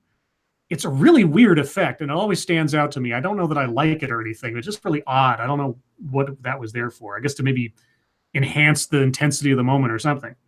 The whole war scene part here, the camera is shit. There's way too much movement. It's 97, so for a scene that relies on a narrative of geography, you don't know where anybody is or what the fuck's going on in this scene. Well, the one thing you do know, and this is another thing that bothers me about this movie, he is down low. He's gotten into a little crevice, and we can see the guys above him, but they still won't shoot. Yeah. So basically, he's a sitting duck at that point, and surprise, surprise, he gets shot. I understand why they didn't blow the claymores, because he's right where they are. Right. That makes sense, but not shooting or providing covering fire is fucking moronic and would never happen. Yeah, well, let's just keep hiding until they get to the claymores. We can't come out from behind our rocks until they get to the claymores. Like, no. But anyway, so Viggo Mortensen gets shot in the leg, and he falls, and then, of course, O'Neill's like, I'm going to go get him. And so she runs out there and tries to pick him up. And here's the key scene that belies everything that was said prior to this. You're trying to set up this movie. The one thing that kept coming up is the realistic possibility that even an athletic, in good shape woman who is not, a German basketball player. Sorry, Germany. Yeah. You did some shady stuff back in the Olympics. Could lift a full-grown man off the battlefield who's injured. So she runs up to do this, and it's so blatantly obvious that even the people writing this, even the people making this movie, knew it would not make any sense or be bought by anybody that tiny little Demi Moore could pick up the brick that is Viggo Mortensen and carry him off the battlefield. So McCool, the guy in the team who's black, comes over and does the other half of the lifting, and they lift him out. So it's a two-man job to carry one man out, even though Viggo Mortensen got his, or Gale, the character, got his Navy Cross for being one man carrying one man out. So they carry him out of danger. They blow away a couple of the guys coming after him. Again, I don't believe that O'Neill actually fires her gun to kill anybody, or actually ends up killing anybody in this entire movie. They carry him out. They escape. A helicopter gunship comes in and carries a transport helicopter takes him out. So everybody makes it out safe. But he says something. He says something that makes even less sense given what had just happened. He's Viggo Mortensen's laying there. They're tending to his leg and trying to get it all cleaned up and everything.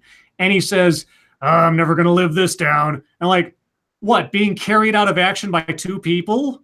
Well, no, there's two. Okay, this is a military thing. Okay. One, he was saved by a woman, even if it was only half. No, I understand that. I understand that part, sure. But if it was just a woman, it would make more sense to me. Two, he had to be saved by the newbies.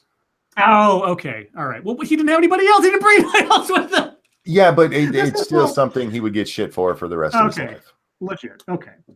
And then there's no pause at all. We immediately cut to basically an awards ceremony where it's the graduation ceremony for all these SEAL guys.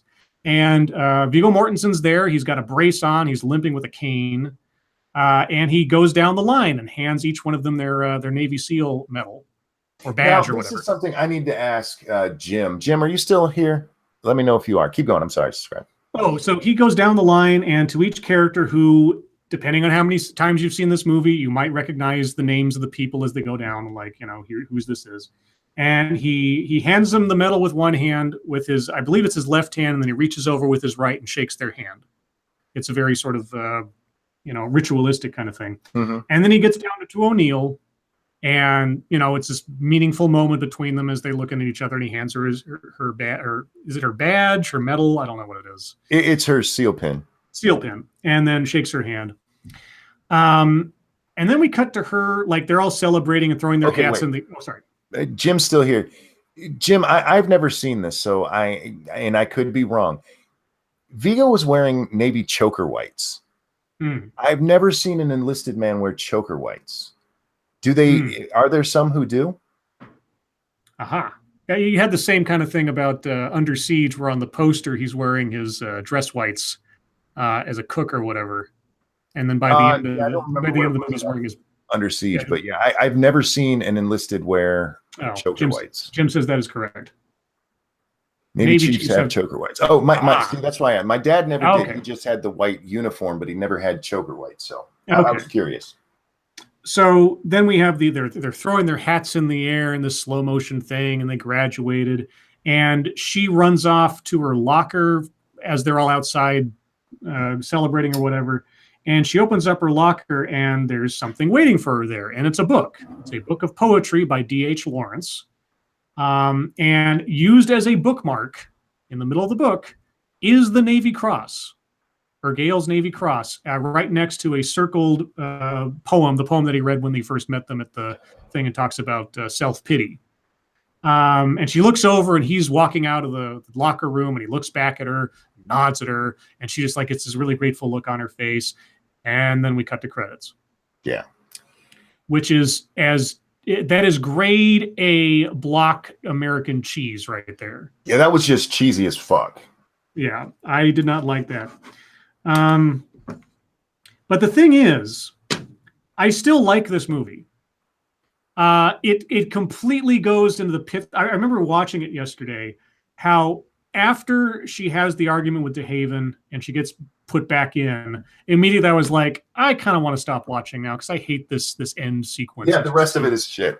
The rest of it is absolute nonsense. And like you say, the moment of her being unable to lift a man off the battlefield completely disproves her efficacy of being in the SEALs. Yep. Immediately. It's like the point that they bring up themselves in the film about the character that she's saving, he got that cross because he could do that. And that's what you need to have happen on the battlefield when you don't know who's going to be there, how many people are going to be there. Every man has to be sort of like a nation unto himself in order to help all the other guys.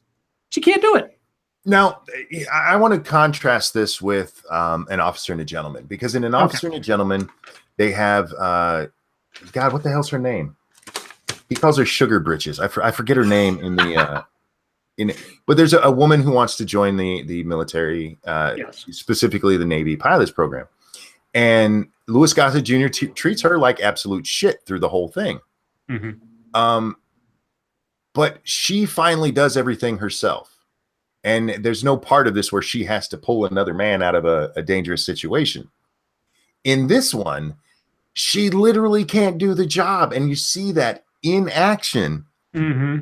And she still gets to graduate as a SEAL. Right. No. And she was the one who was so dead set about, treat me the same. Well, treating you the same, you shouldn't be here because you can't fucking do the job. Right. Now, I do want to say, I did enjoy this movie. If you can turn off any sense you have, it's a good movie. It really does remind me of like 80s movies, like Top Gun. This could have been a Top Gun movie.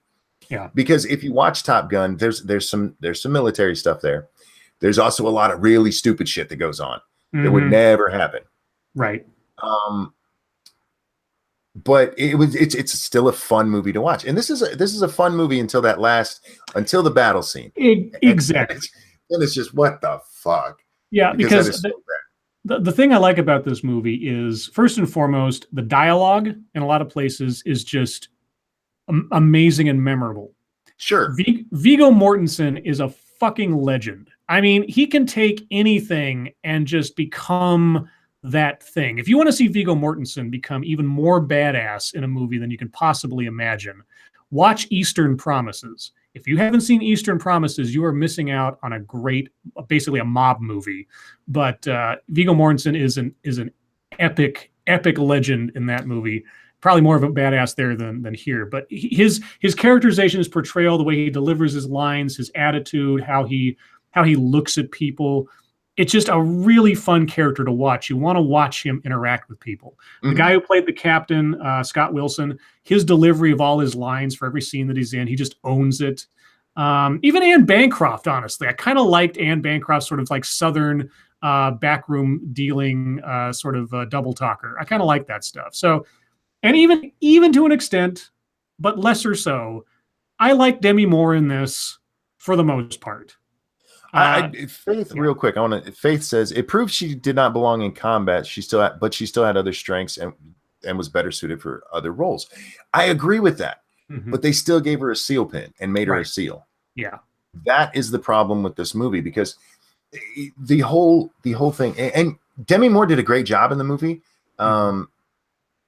The only one that I really didn't like in this movie was Cortez. Okay. He was a little too over the top hatred to the point where he put his team in danger twice. Right. Once leaving a person behind, and then the second time going off with Jesus to get them caught. And regardless of what they would have done to him, somebody in that position wouldn't have done that, because that's the whole thing. You are becoming part of the SEAL team. He's the only character I don't like because they went a little too over the top with him. Yeah, they had to make a villain out of somebody. So otherwise, I mean, it was a great job. It was a great acting all around. It's, for me, the problems with it are all like physical. She couldn't have done it, and then the end where they show us, look, she can't do it. She can't do it. Yeah, but they still let her anyway. Like I said, I think the filmmakers even had to admit to themselves that having her lift Viggo Mortensen out would be a bridge too far. Yeah, and somebody pointed out a little while ago, it wasn't just him; it was all the gear they carry too. So yes, you got his big ass. She dropped her gear, so she'd be a little lighter, but she'd still have to pick his ass up and couldn't. Yeah, it was. So like I said, this is a guilty pleasure movie because there are a lot of elements of it that I like. If you can suspend your disbelief of just the reality of a lot of things, sure, and also having to accept that there are a lot of convenient events in this that go towards making the main character bigger than probably reality would have let her be. Yeah. And individuals in the story that are setting her up to be a martyr while at the same time being a hero. And it's all sort of, it's, but like I said, the thing that's a fun movie. It is. Yeah, it's a fun movie. But the thing that stands out more to me now than it did back then is the message and the notion, at least the sentiment professed, that when it comes down to it, you have to treat everyone equally. Equal opportunity versus equality of outcome. That whole step thing is, I mean, you see that graphic a lot of time. People show that the three people trying to look over the fence at the baseball game. Really tall guy, there's a sort of medium tall guy, and then there's a short guy, and the short guy can't see over the fence, and they complain that this is not equality. Like, no, that's called equality of opportunity. And then they show, go ahead, I'm sorry. I was going to say, and of course the alternate picture they show is like everybody standing on a different box so they can all have the same height, and that they call that, this is equity. And I'm like, no, that's equality of outcome, and that's not setting people up to succeed on their own merits. That's giving them a white step. Yes, what I would have liked is for this movie to have ended properly for me. They should have offered it to her still, and she should have turned it down, because she, throughout this whole thing, she's like, make me be equal.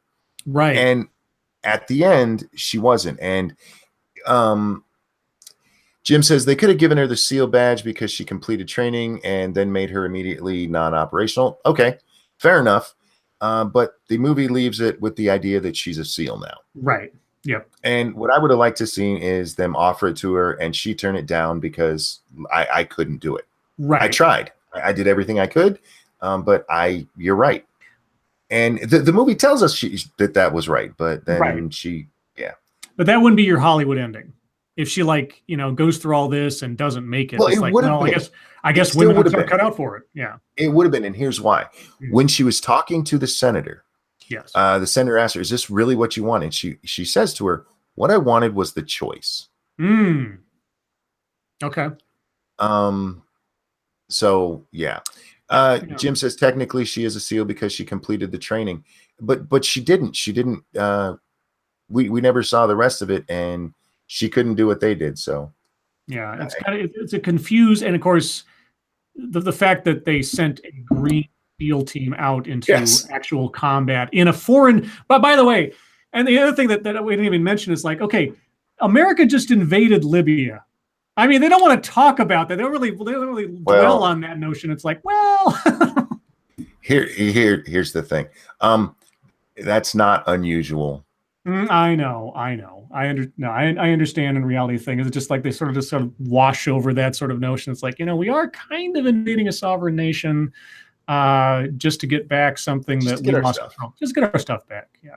I just love that they have weapons grade plutonium that guys can carry in a sack. I know, this big black sphere thing they have in like a bag. They're just dragging through the sand. I'm like, just walking with it. Yeah, and the thing they don't mention is that all those guys got cancer right after that. They all died next week. Yeah, they all died. Their balls shriveled up and their skin fell off. And I'm like, wait a minute, that's the no. And Jim Healy says, "Scribe, we invade many countries all the time." I know. Yeah, I'm just saying, it's just kind of like there wasn't any sort of like, we are kind of like, and of course the thing like, do not be detected. Yeah, well, good job on that, guys. Anyway, this paints the SEALs every time they're not supposed to get detected, they get detected like fuck. Yeah.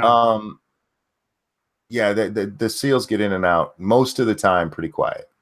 Yeah, and the instances where like Cortez goes off script, they start shooting at guys in a supposedly detectionless operation. It shows that it does not show the SEAL training in a good light at that point. Again, as soon as he dropped her on the wall and with the command master chief watching that, there's no fucking way he would have stayed in training. Yeah. No fucking way. But there has to be a villain, because honestly, there wasn't really a villain in this. There were people that were out for their own ends, of course. And I guess you could call DeHaven a villain for like manipulating her. She wasn't really the antagonist, though. And then you could call like, well, the military in general, sort of like misogyny is sort of the antagonist, but the guys kind of go over to her side. So you have to have a villain. And if they kick Cortez out, what opposition to the whole thing would she really have had over the course of the training? Not really anything, except maybe for Urgale at the rape scene, but during the first mess hall scene. Mm-hmm. Somebody says something that is my experience with everybody I've known in the military. One of the guys says, "I don't care as long as she can do everything we do," right, or something to that effect. Yes. And I don't know anybody in the military who has a different opinion of that. I know some who are like, "Oh, well, women don't belong in combat." But when it comes to like women on ships and women on submarines, which is a bad idea. People go, why can't women be in the Navy? Look up the stats of the first ship that ever took women on a 6-month cruise, and how many of them came back pregnant. It's true. I mean, it's no, I know. I got you. There's a reason to separate men and women, and there's a lot of reasons actually. But again, I like this movie. I will probably watch it again, which I don't necessarily do with movies very often. Oh, okay. Because it was fun, and it did remind me of an '80s kind of military movie, so it was kind of fun, but completely ridiculous. Yeah, and again, I was really curious. I had every notion that Monkey would hate this movie, because I thought to myself, man, I kind of hesitate in saying that I like this movie because it is a guilty pleasure, because it's not great and the ending sucks and the logic the ending kind of sucks. And the ending, because I mean, if the ending of a movie sucks and you still like the movie, that's a rare one. And that's why this is kind of those guilty pleasure things, because there's so many elements of it that I do like and I love, and there's dialogue and there's characterizations that have just stuck with me for all the years. And so, yeah, anyway, I'm really glad that Monkey enjoyed it. I'm glad to have shared it with them. And I hope that you guys, if you haven't already seen it, give it a shot. Even though the ending is ridiculous, there's something almost enjoyable about just how ridiculous it is, even though it's trying to be man. It was so 80s. Yeah, it was. 97 movie that I was like, this should have came out in 85. Well, I'm curious as to how old the script was. I'm curious if there was an alternate ending that they had to reshoot because maybe there was originally something in the script that said, she gives it up, and they thought, nope, that didn't test well with audiences, so we got to do this or something like that. I don't know. I'm curious, but either way. Real quick, Duck Dog says it took 9 weeks for the female company of the first carrier deployed to the Arabian Sea after 9/26/2001 to come back pregnant. Jeez. Well, you can't stick a couple of women on a ship with. If you're talking about a carrier, you're talking if I remember correctly, 1,000 men. Yeah. And send them out to sea for. My dad used to do 6-month cruises. You can't. They're going to come back pregnant. They just are. Anyway, but guys, I'm going to second Scribe's notion there. Turn off anything you think about SJWs. Just shut that part of your brain down and just watch the movie. It's a good movie. It's a fun movie. And laugh at the end, because the end was just like, what the fuck? Yeah, and puzzle over the mixed messages going on in the film as well, as I have for years, and see if you can understand. And I at one point I understood why the little photocopy marks on the side of those pages meant something and told them something they didn't already know. But I've forgotten what the hell that Somebody in chat told us that they'd seen those marks on other pages from her. Oh, yeah, that's right. He's flipping through the pages, and there's a note specifically from her that has that exact same mark. That's what it was. Yeah. Oh, okay. All right. Maybe that's what it is. Okay. Check Your Logic asks, where's Satsu? Me and him will be playing a game here at 7 o'clock, so we'll be over on 2 cents plus. And Satsu is too young to know anything about movies. But anyway, guys, thank you so much for joining us in this retrospective of G.I. Jane. I'm glad Monkey enjoyed it. I still enjoy it. I enjoyed it yesterday, and I still got to the same point in the movie where I was like, I just want to shut it off now because I don't like this last part. But either way, again, if you haven't already seen it, give it a shot. If you have already seen it, I hope that this little discussion has enhanced your either love or hate of it, because I could see either way going. As for next time, I don't know if Monkey's got a choice in mind for next time on his channel. I want you to get a copy of Iron Eagle. I want to do Iron Eagle. Oh, Iron Eagle? Okay. I will do my best to acquire a copy of Iron Eagle. It'll probably come in like a 3-pack or something. And because I haven't seen that in a long time. The last time I saw anything from that, it was in the first episode of Cobra Kai. Right. Or the first or second episode, which is great. I was just like, Chappie! So yeah, guys, look forward to Iron Eagle on Monkey's channel at some point in the near future, as soon as I can get a copy and we can both sit down and have a look at it. But otherwise, guys, thank you for joining us. Have a good rest of your weekend, and look forward to seeing you on Lords of the Night tomorrow night at 6 p.m. Pacific, 9 p.m. Eastern on Satsu's channel. So otherwise, guys, take care. Bye, guys. Bye.